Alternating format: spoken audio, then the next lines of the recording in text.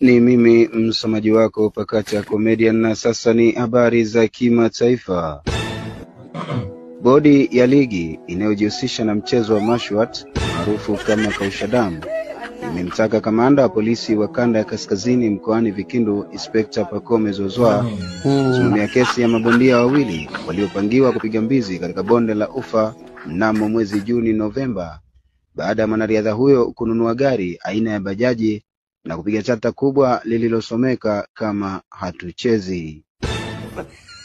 Aidha, koti hilo lililoshindwa kumfunika mheshimiwa huyo na kupelekea maneno aina ya michambo baada ya mwanadada Posh Queen kufananishwa na mwanamuziki huyo ambaye inasemekana amebeba mzigo aina ya Subaru,